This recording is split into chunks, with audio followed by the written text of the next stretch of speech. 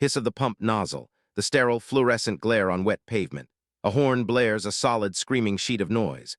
"Move your damn car!" Sarah's face, pale and contorted, slams her hand on the horn again. Mark flinches, trapped between the pump and his sedan. He mouths, "It's not working." She doesn't hear. She guns her engine, the massive black SUV lurching forward. Then a soft whoomp, a flicker of orange reflected in Mark's wide eyes. He points, his voice choked. "Ma'am, your car." The 8:47 a.m. glare was merciless, slicing through the tinted windshield of the GLS 580 and illuminating the fine layer of dust on the dashboard Sarah hadn't had time to clean. Her knuckles were white on the leather-wrapped steering wheel. The red light at the intersection of 17th and Main was, she felt, a personal and malicious attack. "You have 20 minutes, Sarah. 20, not 21. Her brother-in-law's voice, cold and final, echoed from the phone call she just ended. 20 minutes to drive 12 miles, find parking, and walk into his downtown law office to beg for $30,000. 20 minutes to save her life. The car behind her honked. The light was green. Sarah stomped the accelerator, the V8 engine roaring in protest. She didn't just need the money, she owed it. The friendly online sportsbook had turned, in the span of 6 months, into a man named Milo who sent texts at 3:00 a.m. with pictures of her own front door. The $30,000 would cover the debt, the VIG, and buy her silence. This meeting with Alan was her last resort. Her sister didn't know. No one knew. The low fuel light dinged, a cheerful chiming bell of absolute doom. "No, no, no," she whispered, her breath fogging the glass. She couldn't show up to Alan's office and ask for a valet ticket and 30 grand. She'd look pathetic. The image was everything. The expensive lease on the GLS, the condo she was 3 days from being evicted from. It was all a house of cards, and the gas light was a tremor. She wheeled the SUV into the Shell station, relief flooding her as she saw an open pump, pump 6. She pulled up, jammed the car into park, and ran her card. Declined. A hot, stinging shame prickled her neck. Of course, she maxed it, paying the minimum on another.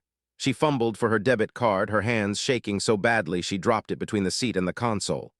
"Damn it! God damn it!" she shrieked, the sound muffled inside the luxury vehicle. She finally retrieved it, her manicure chipping on the metal seat rail. She ran the card, "See attendant." A primal scream built in her chest. She looked at the sedan at pump 5. A man, thin and tired-looking, was just hanging up the nozzle. He was walking slowly back to his driver's door. "He's leaving, I'll take his pump." But he didn't leave. He got into his car, an old, faded blue Camry, and just sat. He was looking at his phone. A text, maybe. He wasn't moving. Sarah waited. 10 seconds. 20. The digital clock on her dash flipped to 8:51 a.m. She had 19 minutes. She tapped her horn, a polite, quick beep-beep. The man, Mark, looked up, startled. He glanced in his rearview mirror, then back at his phone. He still didn't move. Sarah's blood pressure skyrocketed. The politeness vanished, vaporized by the sheer, unadulterated nerve of this man. Nothing in his rust bucket wasting her time. She laid her hand flat on the horn. The sound blared across the station, ugly and demanding. Mark jumped, dropping his phone. He got out of his car, his face a mask of confusion and irritation. "Hey, what's the problem?" "The problem," Sarah shouted through her closed window, her voice tinny, "is that you're done. People are waiting. Move your car." Mark looked at the pump, then at her. He'd just gotten a text from the after-school program. "Lily's payment is 3 days late. She cannot be accepted today until balance is paid." He'd been trying to log into his bank app. His paycheck hadn't deposited. He was, in that exact moment, monumentally screwed. "My card," he called out, gesturing to the pump. "It didn't go through. I have to go inside. Just a second." "A second? I don't have a second," Sarah screamed. She threw her door open, the weight of it banging against the concrete barrier. She stood up, the full 5'10" of her in power suit heels, fueled by terror and rage. "I have been waiting. You can't just sit here." "Lady, I'm not sitting here. I have to pay," Mark shot back, his own desperation rising. If he didn't pay for the gas, he couldn't drive. If he couldn't drive, he couldn't get to his job at the Jiffy Lube. If he didn't work, he couldn't pay for Lily's care. "Calm down. I'll be right back." He turned and walked toward the convenience store, his shoulders slumped. Sarah watched him go, trembling with an indignation so profound it tasted like battery acid. He dismissed her. He calmed down her. While her life was ending, he was taking his sweet time. She looked at pump 5. She looked at her own "See attendant" message. She looked at the clock. 8:53 a.m. I'll show him. I'll show him what happens when you waste my time. The decision was pure impulse. She got back in the GLS, her heart hammering a vicious rhythm against her ribs. She started the engine. When Mark pushed the glass door open, holding a receipt and a bottle of water, he saw the black SUV moving. It didn't pull away. It screeched forward, turning sharply behind his Camry, its front bumper now inches from his trunk. Then it reversed, its backup camera beeping, and straightened out, perfectly, beautifully, blocking his car. Sarah had parked her 3-ton vehicle directly behind his, trapping him against the pump. Mark stopped dead, the receipt fluttering in his hand. What? Are you kidding me? Sarah got out of the SUV, this time leaving the engine running. She stalked toward him, her face a mask of righteous fury. You want to be slow? You want to waste everyone's time? Fine, we can both wait. How do you like it now? Get out of my way, Mark said, his voice dangerously low. The fear for his daughter was eclipsing his shock. I have to pick up my kid. Oh, your kid, Sarah sneered, the sound ugly. Right, everyone has an excuse. People like you think the world revolves around you with your junk cars and your sob stories. You're probably going to use that receipt to get welfare. The cruelty of the remark hung in the gasoline-fumed air. Mark stared at her, speechless. He'd never in his 41 years encountered someone so hateful. Move your car now, he said. I don't think I will, Sarah said, crossing her arms. She felt a sick, powerful rush. She was in control. She was making someone feel as small and helpless as she did. I'm going to stand right here until you apologize for being such an inconsiderate. That's when Mark saw it. It wasn't loud. It was a flicker, a tiny, almost invisible wisp of gray smoke curling from the edge of the SUV's hood near the passenger side windshield wiper. The engine was still running, a low, powerful rumble. Ma'am, Mark said, his anger instantly vanishing, replaced by a cold dread. Don't ma'am me. You are going to learn a lesson today. No, Mark said, taking a step back. Your car. What about my car? It's a brand new GLS, you idiot. It's worth more than your entire. A soft whoomp sound, like a gas grill igniting. The wisp of smoke turned black and oily. A small, bright orange flame licked up from beneath the hood. Sarah followed his gaze. She turned, her mouth still open from her insult. She froze. The flame, small and hungry, found a plastic cowling. It flared, climbing the windshield. Oh my God, Mark whispered. He grabbed her arm. Get back, get away from it. But Sarah was paralyzed. She watched as a drop of burning plastic fell onto the oil-stained concrete. The fire didn't just grow, it exploded. With a sound like a dragon's roar, the entire engine compartment flashed over. Flames shot 10 feet into the air, a roiling column of black smoke. The heat was instantaneous, a physical blow that sent them both stumbling backward. The gas station attendant, a young woman named Maria, screamed and slammed the emergency fuel shutoff button, killing the pumps. Sarah didn't scream. She made a small, choking sound. The fire was reflecting in her wide, unblinking eyes. The heat-sensitive windshield cracked, a spiderweb spreading across the glass. The tires began to hiss. She was still late for her meeting. But the SUV, her last bastion of feigned success, the very thing she was using as a weapon, was melting onto the pavement of Pump 6. The fire trucks were on their way, their sirens a wail in the distance, but they were already too late. The smell hit first, a toxic soup of burning rubber, molten plastic, and superheated metal.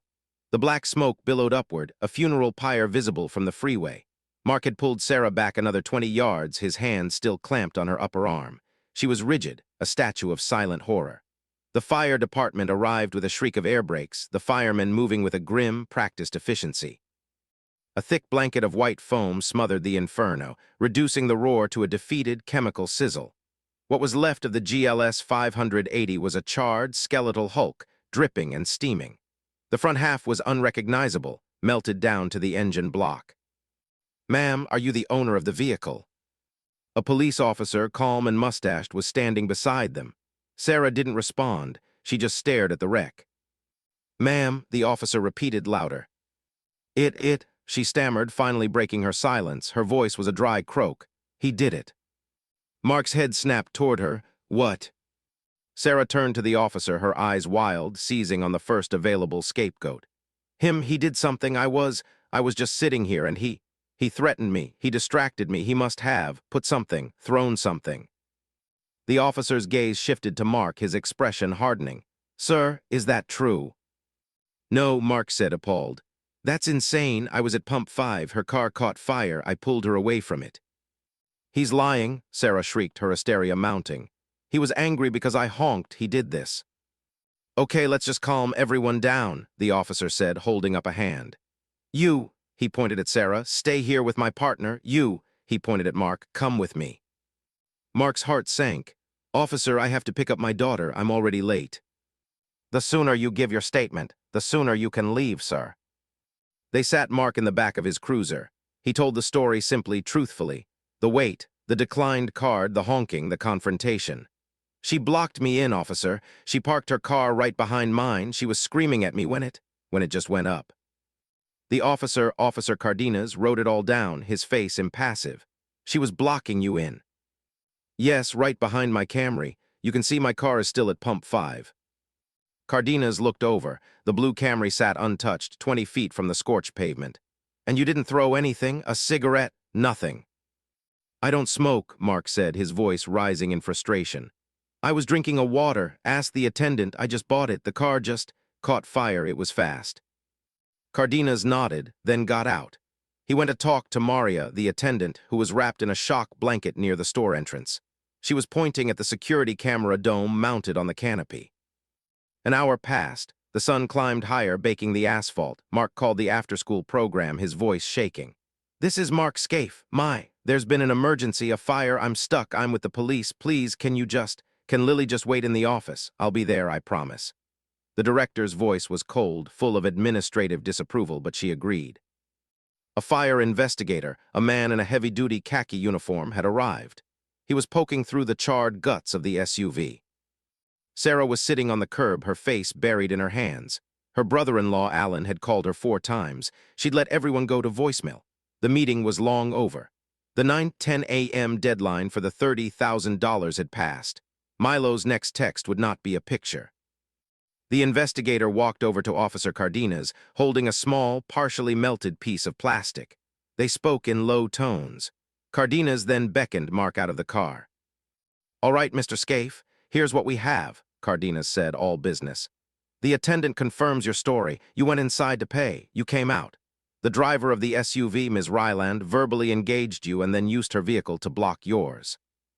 That's what I said. We also pulled the security footage. It's very clear. It shows Ms. Ryland exiting her vehicle, which was still running, and confronting you aggressively for nearly 30 seconds before the fire started. Mark felt a wave of relief so strong his knees buckled. So I can go. One more thing, Cardenas said. The arson investigator found the origin, a fault in the main wiring harness right by the alternator, spontaneous electrical fire. He said it's a known issue with this model. He held up a plastic evidence bag. Inside was a melted lump of plastic and metal. This is part of an aftermarket component. A phone charger looks like plugged into the 12-volt. The investigator says it's cheap, uncertified, and it's sitting right where the harness shorted out. It's not a guarantee, but it's a hell of a contributor. Mark just stared. So, it wasn't me. It was definitely not you, Cardenas said, a flicker of sympathy in his eyes. What it is a total loss due to, well, that's for her insurance to figure out. He handed Mark his driver's license. You're free to go, Mr. Scaife. Drive safe. Mark almost wept. He got in his Camry, which wouldn't start. The battery was dead. He must have left the lights on in his panic. He dropped his head against the steering wheel, defeated. Cardenas tapped on his window. Problem. Dead battery, Mark mumbled. Cardenas sighed. Stay put. He went to his cruiser, popped the trunk, and pulled out a jump box. 5 minutes later, the Camry sputtered to life. Mark thanked him, his voice thick. As he pulled out of the station, he looked in his rearview mirror. Sarah was still on the curb. She was on the phone, screaming now. What do you mean, not covered? It's a fire. A what? A recall? I never got a recall notice. Mark drove away. He got to the after-school program at 10:15. Lily, his 7-year-old, was sitting on a bench outside the principal's office, her backpack at her feet. She saw him and her face crumpled. Daddy, you forgot me. No, baby, no, he said, scooping her up, burying his face in her hair. I didn't forget. I will never forget you. There was a fire, but I'm here. He was crying, he realized, crying from relief and the bone-deep terror of the last 2 hours. That evening, Sarah sat in a sterile motel room paid for with the last $120 from her emergency credit card. Her condo keys wouldn't work when she got back. The eviction had been processed at 10:00 a.m. She'd lost her home, her car, and any chance of paying off Milo. She was numb. The insurance adjuster had been brutal. "Ms. Ryland, we have 3 things. 1, the police report citing your aggressive behavior and misuse of the vehicle. 2, the fire investigators report on the uncertified charger. And 3, the recall. We have electronic receipts showing you were emailed a recall notice for that exact wiring harness fault on 3 separate occasions. You ignored it. Your claim is denied for gross negligence." She was ruined, utterly, completely ruined. She turned on the motel television. The local 6:00 p.m. news was on. "And in shocking local news," the anchorwoman said, "an incident of road rage at a gas station took a fiery turn. We have the exclusive security footage." Sarah watched, frozen, as the silent, grainy video played. She saw herself, a tiny figure in a power suit, get out of her massive SUV. She saw herself stalk toward the man. She saw herself screaming, her face a mask of rage. And she saw the first wisp of smoke, unnoticed by her angry self, curling up from the hood of her own car. "Police have identified the woman as Sarah Ryland," the anchor said, her phone, a smug, professional headshot from her old LinkedIn, flashing on the screen. "The man she was blocking, who has not been identified, was thankfully unharmed. Witnesses say Ms. Ryland was, quote, completely unhinged." Her phone buzzed. A new text, not from Alan, it was from Milo. "Saw you on the news, you look stressed. And you look like you don't have my money, the price just went up, you have 24 hours. A guttural sob tore from Sarah's throat. She wasn't just ruined, she was hunted. And the whole city, no, the whole internet was watching her spectacular, self-immolating fall. The video was a virus. It didn't just air on the local news, it was ripped, uploaded, and multiplied. By morning, gas station Karen and Karma Barbecue were trending on Twitter. By noon, the original YouTube clip had 500,000 views, the comments section a cesspool of digital pitchforks. Sarah Ryland's face was everywhere. She sat in the dim, stale air of the motel room, the do not disturb sign hanging on the knob. Her phone was off. Milo's 24-hour deadline had passed 6 hours ago, and she was paralyzed by a new, colder fear. The fear of what happens after rock bottom. A sharp official knock echoed on the door. "Ms. Ryland, open up." She didn't move. Maybe it was Milo. "Ms. Ryland, this is the motel manager. Your card was declined for a second night. You need to vacate the premises." She was out of money, out of time. She packed her one small overnight bag, all she'd had with her when the condo locks were changed, and walked out into the humiliating brightness of the afternoon. She had nowhere to go. She walked for miles, ending up at a downtown park, sitting on a bench among the homeless and the day drinkers. The shame was a physical weight, pressing the air from her lungs. It was all his fault.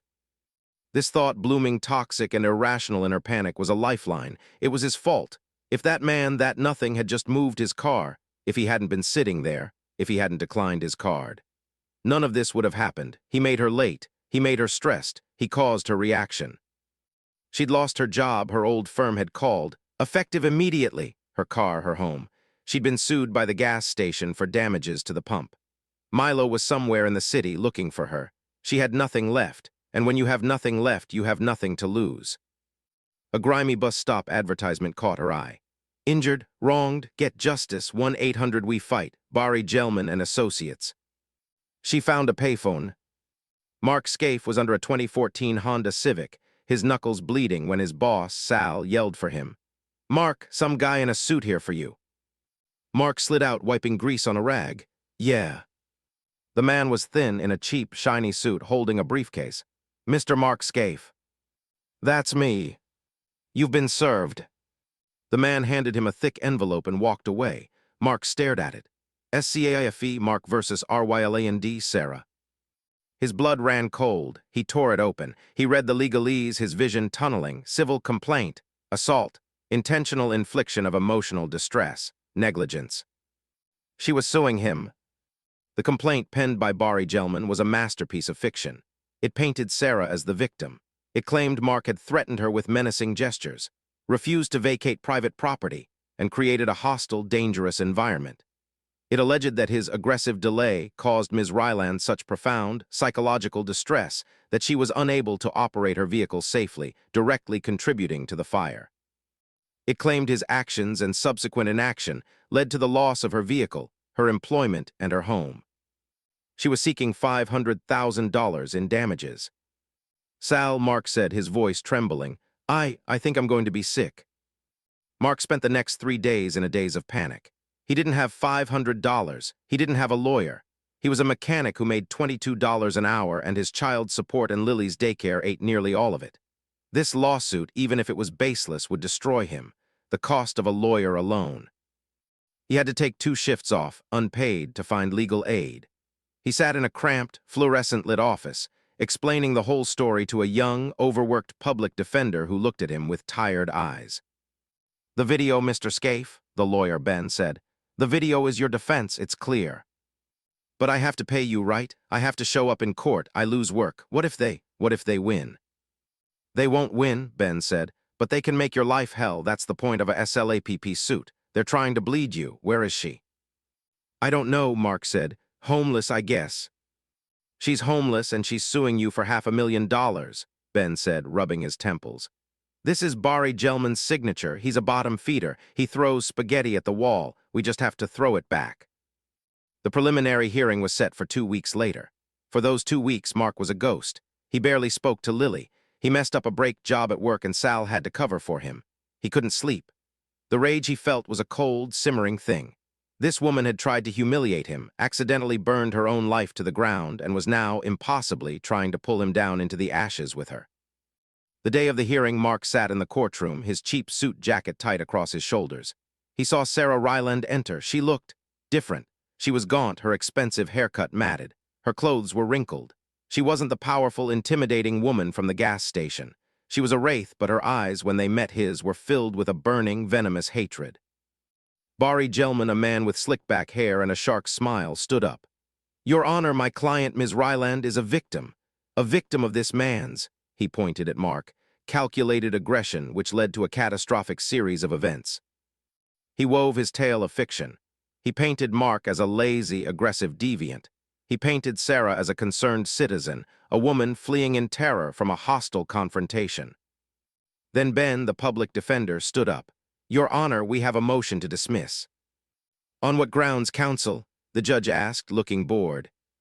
"On the grounds that this entire lawsuit is frivolous, vexatious, and filed in bad faith. The plaintiff's claims are directly and irrefutably contradicted by objective evidence." "The video," Gelman scoffed. "The video is deceptive. It doesn't have audio. It doesn't show the threats my client endured." "I'm not talking about the video, Your Honor," Ben said, pulling a file. "Though the video does clearly show the plaintiff blocking my client's vehicle, not the other way around. I'm talking about this." He handed a document to the bailiff, who passed it to the judge. "This," Ben continued, "is the official recall notice from Mercedes-Benz, dated 6 months prior to the incident, for a known fire hazard in the wiring harness of the 2021 GLS 580. And this," he handed over another paper, "is the electronic service record showing the plaintiff received the notice and failed to act. And this." He paused, walking to the defendant's table and picking up a clear plastic evidence bag. "Is the uncertified, aftermarket charger the fire investigator found melted to the shorted-out harness. The plaintiff wasn't a victim of emotional distress, Your Honor.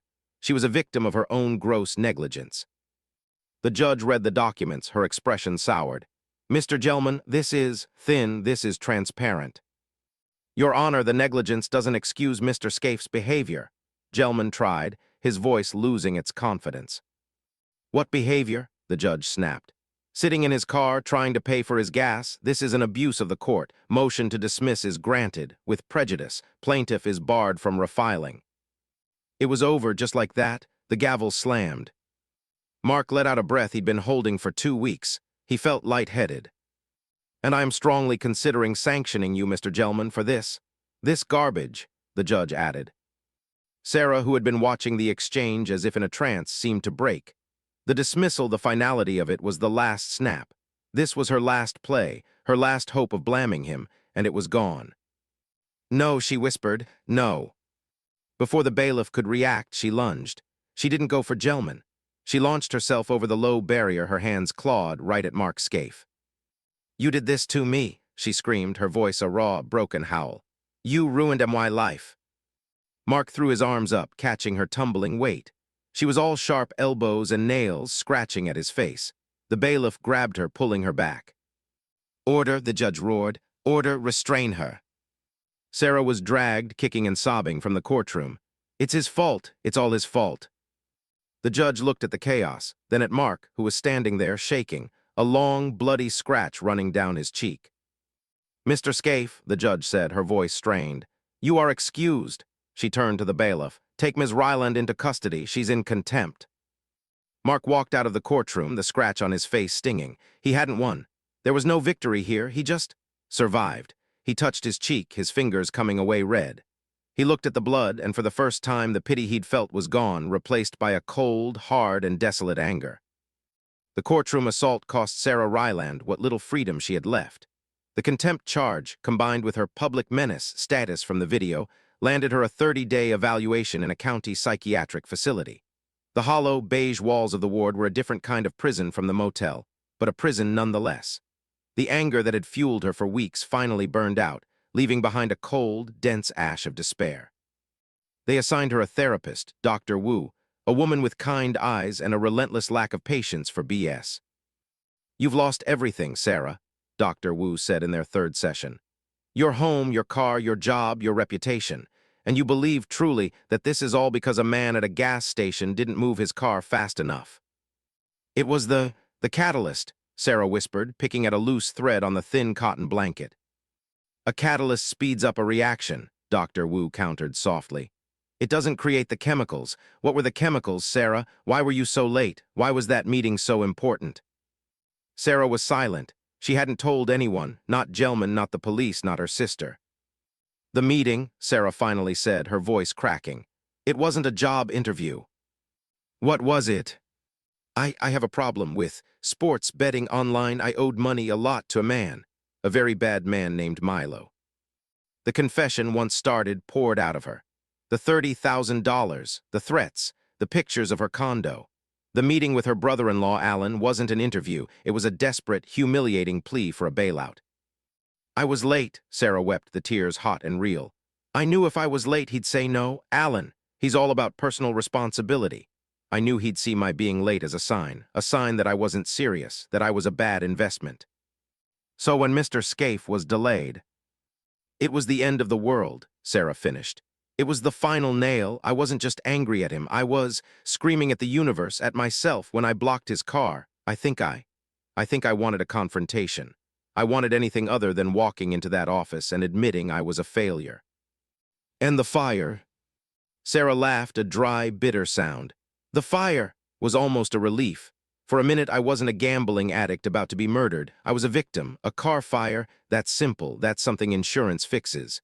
She looked at Dr. Wu, her eyes hollow. "But I couldn't even get that right." Mark Scaife tried to return to normal, but normal was fractured. The scratch on his face healed, but the incident had left a psychic scar. He found himself wary at gas stations, his temper short with customers at work. Lily noticed, asking him why he was sad-mad all the time. He was fixing a flat when a young woman approached him. "Mr. Scaife." He looked up. He recognized her instantly. "You're—" the girl from the gas station, the attendant. "Maria," she said, wringing her hands. "Maria Ortiz, I got fired." "What?" Mark said, standing up, wiping his hands. "Why, you hit the shutoff. You probably saved the whole block." "Company policy," she said, her eyes downcast. "Any major incident, the attendant on duty is terminated pending investigation. They said I should have de-escalated her before the fire, like I'm a cop." She shook her head. "That's not why I'm here. I saw the news about her suing you and what happened in court. That's insane."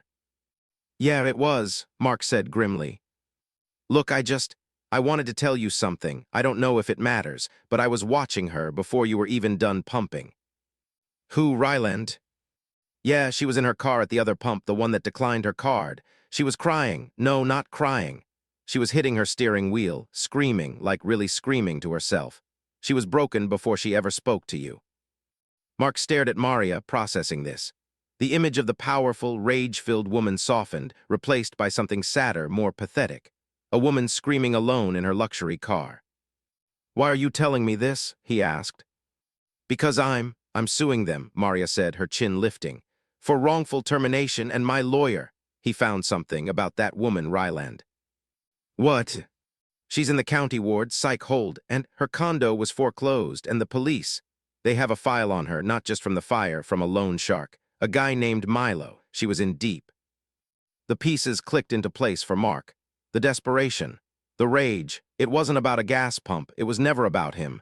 He was just the guy standing nearest the explosion when her life detonated. He thanked Maria and gave her his number, telling her to call if her lawyer needed a witness for her suit. He went back to the tire, but his anger was gone. It had been replaced by a strange, hollow pity. That night he went online. He didn't look at the viral video. He was a mechanic. He looked up the recall. NHTSA recall 21V332. Mercedes-Benz USA. Model 21 GLS 580. Faulty wiring harness. Risk of thermal incident. He dug deeper into mechanic forums, into liability blogs. The recall was issued in May. The fire was in October. He found a sub-forum of other owners. One user, GLS Fire Guy, had posted, "My harness fried. Dealer is trying to blame my charger. Total BS. My lawyer found they sent the first 2 recall notices to my old address. The one I got arrived after the fire." A cold spark lit in Mark's brain. He thought about the insurance adjuster's smug denial. "We have electronic receipts showing you were emailed." He thought about the charger the investigator found, a convenient scapegoat. He thought about Sarah Ryland, alone in a psych ward, a woman who had lost everything because she was, by all accounts, a gambling addict with a talent for self-destruction. But what if she wasn't the only one at fault? He felt a strange, unwelcome pull. He hated her. She'd tried to ruin him. She'd terrified his daughter. She'd assaulted him. But he was a mechanic. He knew cars, and he knew corporate CYA when he saw it. The company was blaming her negligence to cover their own, and it was working because she was the perfect, unlikable victim. He picked up his phone. He didn't call his lawyer. He called Maria's. "Hi, my name is Mark Scaife," he said. "I'm a witness in the Ortiz termination case, but I'm calling about something else. I think I have information about the Ryland fire. No, not about her, about the car." Sarah Ryland was released from the county ward on a cold, gray November morning. The 30 days were up. She was stable, which meant she was no longer actively suicidal, just hollowed out. She had no money, no phone, and nowhere to go. A shelter was her only option. As she was signing the discharge papers, the desk nurse handed her a slip of paper. "A man left this for you. A lawyer, he said to call him. He's pro bono." Sarah looked at the name. Ben Shapiro. The name was familiar. He was the other guy's lawyer, she said, confused. "Mark Scaife's." "I don't know, honey," the nurse said. "He just left it." Sarah took the paper, her mind reeling. Why would his lawyer contact her? Was it a trick? Another lawsuit? She had nothing to give. She walked to the shelter, the slip of paper heavy in her pocket. She spent 2 days in the shelter's muted despair before she worked up the nerve to use the payphone in the common room. Ben answered on the first ring. "Ms. Ryland, I'm glad you called. Can you meet me?" They met at a cheap coffee shop near the courthouse. Sarah sat hunched, her hands wrapped around the cheap styrofoam cup. Ben slid a folder across the table. "I'm not your lawyer, Ms. Ryland. I'm Mr. Scaife's lawyer." "Then what is this?" Sarah's voice was a rough whisper. "This," Ben said, "is a courtesy. My client. He doesn't like loose ends, and he doesn't like bullies, not you, not anyone." He opened the folder. "My client is a mechanic. He did some digging. The recall notice your insurance company used to deny your claim. The email. It was sent to a spam-filtered address you hadn't accessed in a year. The 2 physical notices they claim to have sent. They went to your old condo, the one you'd moved out of 8 months prior." Sarah stared. "But the one in my car, the investigator." "The investigator works for the insurance company, Ms. Ryland. Funny how that works. But we found the mail carrier for your route. The one physical notice that did arrive, it was delivered October 22nd, the day after the fire. It was in the stack of mail on your passenger seat that the fire department recovered." Sarah's mind struggled to catch up. So the insurance company committed fraud. They knowingly used a timeline they knew was false to deny your claim. The gross negligence argument is void. The aftermarket charger, it's a red herring. The harness was faulty, period. Mercedes-Benz is liable. Your insurance company is liable. Sarah was trembling. But why? Why would he, Mark, why would he do this after what I did?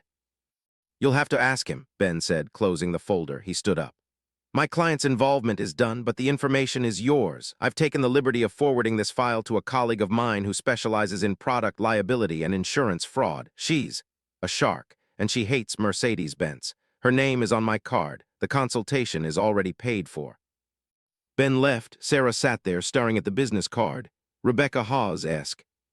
A shadow fell over her table. She looked up, her heart stopping. It was Mark Scaife.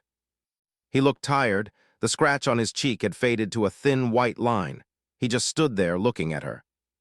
Why? Sarah breathed, the word barely audible. I didn't do it for you, Mark said, his voice flat, devoid of pity. I did it for me. You put me and my daughter through hell. You tried to ruin me. I wanted you to know that I was the one who walked away, but when I looked into it, it wasn't clean. He sat down uninvited. You were negligent. You're a gambler, you're an addict, and you're a hateful person, Ms. Ryland. You were all of those things, but you weren't negligent about the car. They used you. They saw your viral video, they saw you were a mess, and they knew you were the perfect person to pin it on. They knew you'd roll over. They knew no one would believe you. He leaned in, his voice low. I don't like bullies. You bullied me, and that car company bullied you. The only difference is they were better at it. I don't know what to say, Sarah said, tears welling in her eyes. Thank you. Don't thank me, Mark snapped, the anger still there, cold and sharp. I can't stand the sight of you, but I can't stand that. He tapped the folder even more. He stood up. There's one more thing, Maria Ortiz, the attendant you got fired. Sarah flinched. She'd forgotten about her. My lawyer used your ridiculous lawsuit, the emotional distress claim, as evidence that the gas station was a hostile environment that the company failed to secure. He argued that Maria was fired for being a victim of your uncontained aggression. The wrongful termination suit, she won. She got her job back and 6 months back pay. Sarah stared at him, stunned. The intricate, cascading consequences of that one single, furious moment. Mark looked at her, the wraith in the coffee shop, and felt nothing, no pity, no anger, just an ending. You're going to get a lot of money from that lawsuit, Ms. Ryland. Mercedes doesn't want this going to trial. You'll probably be rich again. He pulled a $10 bill from his pocket and dropped it on the table. Use it to pay for your coffee, he said, and for God's sake, get some help. He turned and walked out of the coffee shop, not looking back. Sarah Ryland sat alone, her hands clutching a folder that was not forgiveness, not a clean slate, but a second chance. It was a chance she didn't deserve, delivered by the one man she had tried her hardest to destroy. The coffee in front of her was cold, and for the first time in a year, she had no idea what she was going to do next.